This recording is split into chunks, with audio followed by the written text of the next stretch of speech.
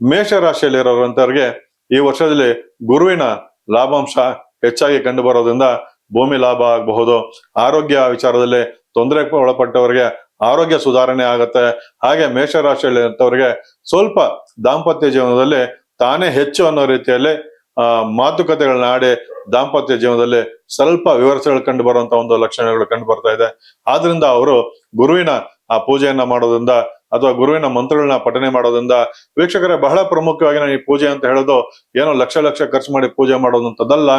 ಬಹಳ ಮುಖ್ಯವಾಗಿ ನಾವು ಯಾವ ಗ್ರಹಕ್ಕೆ ಸಂಬಂಧಪಟ್ಟ ಹಾಗೆ ಅಥವಾ ಯಾವ ದೇವರ ಪೂಜೆಗಳು ಹೇಳ್ತೀವಿ ಸಾಧ್ಯವಾದಷ್ಟು ಅದಕ್ಕೆ ಸಂಬಂಧಪಟ್ಟಂತಹ ಒಂದು ಶತನಾಮಗಳು ಇರ್ಬೋದು ಅಥವಾ ಅದಕ್ಕೆ ಸಂಬಂಧಪಟ್ಟಂತ ಒಂದು ಚಿಕ್ಕ ಚಿಕ್ಕ ಮಂತ್ರಗಳು ಇರ್ಬೋದು, ಅದನ್ನು ನೀವು ಪಠನೆ ಮಾಡಿದ್ದೆ ಆದ್ರೆ ಸಾಕಷ್ಟು ಲಾಭಾಂಶಗಳನ್ನ ನೀವು ಖಂಡಿತವಾಗಿ ಪಡ್ಕೋಬಹುದಾಗಿದೆ.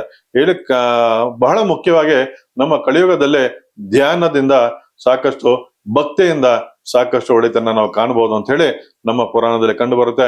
ಹಾಗೆ ಮೇಷರಾಶಿಯವರಿಗೆ ವಾಹನ ಲಾಭ ಆಗುವಂತ ಸಾಧ್ಯತೆಗಳು ಹೆಚ್ಚಾಗಿ ಕಂಡು ಬರ್ತಾ ಇದೆ. ಹಾಗೆ ಗೃಹ ಲಾಭ ಆಗುವಂತದ್ದು ಈ ಮೇಷರಾಶಿಯವರಿಗೆ ಈ ವರ್ಷ ಕಂಡು ಬರ್ತಾ ಇದೆ. ಮೇಷರಾಶಿ ವಿದ್ಯಾರ್ಥಿಗಳಿಗೆ ಸ್ವಲ್ಪ ವಿದ್ಯೆಯಲ್ಲಿ ಭಂಗ ಉಂಟಾದ್ರೂ ಖಂಡಿತವಾಗಿ ಒಳ್ಳೆ ಫಲಿತಾಂಶಗಳನ್ನ ಈ ಮೇಷರಾಶಿಯವರು ಅನುಭವಿಸಬಹುದು ವೀಕ್ಷಕರೇ.